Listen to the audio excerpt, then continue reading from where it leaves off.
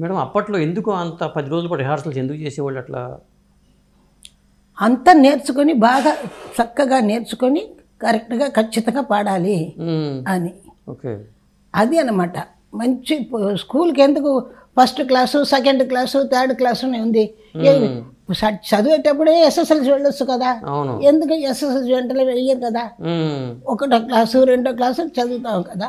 అట్లాగే బిగినింగ్లో ఈ అని ఫస్ట్ మాట అది నేర్చుకుంటున్నాం. తర్వాత కాకాకి అది తర్వాత వచ్చి చిన్న చిన్న పద్య.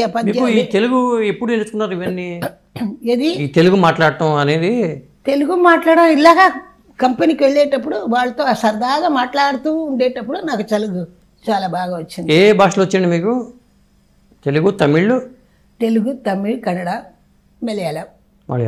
4 భాషల్లోనూ పాడారుగా? అవును. హిందీ కూడా పాడారుగా? హిందీ కూడా పాడాను.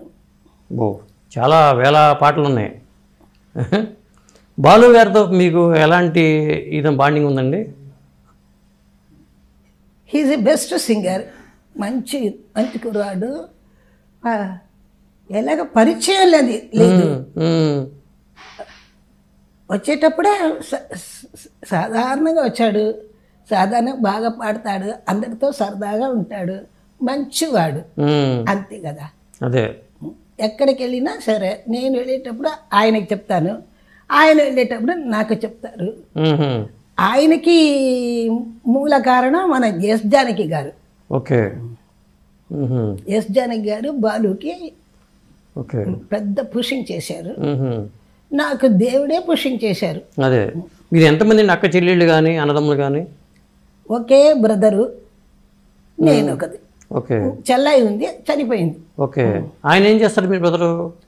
మా బ్రదరా వాడు వచ్చి ల్యాండ్ లార్డ్. ఇక్కడే తమిళనాడులో? ఇక్కడే. ఎప్పుడు చూడలేదు. ఆడే నా బ్రదరు. ఓకే. అంటే ఎవరికి సినిమా ఫీల్డ్లోకి ఎవరు లేరు మీరు తప్పితే? నో ఎవరు లేరు, నేను మాత్రమే. మిమ్మల్ని ఎంకరేజ్ చేసిన మీరు డైరెక్టర్లు ఎవరెవరండి?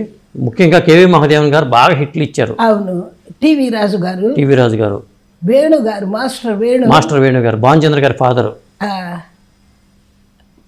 వేణు గారు ఎక్కువ, టీవీ రాజు గారు ఎక్కువ ఇచ్చారు. ఘంటసాల మాస్టారు, ఘంటసాల గారు ఎక్కువ ఇచ్చారు. ఆయన పాట ఆయనతో చేర్చి నేను పాడాను. ఇటంతా బంపర్ హిట్. అందరూ ఇచ్చారు నాకు. అప్పట్లో పాటలకి రెమ్యునరేషన్ ఎలా ఉండేదండి? ఎంత ఇచ్చేవాళ్ళు? అది ఇప్పుడు తెలుసుకొని మీరు ఏం చేస్తారు? ఏమి చేయం. కానీ ఇప్పుడు కంపేర్ చేసుకోవడానికి అసలు అది అక్కర్లేదు.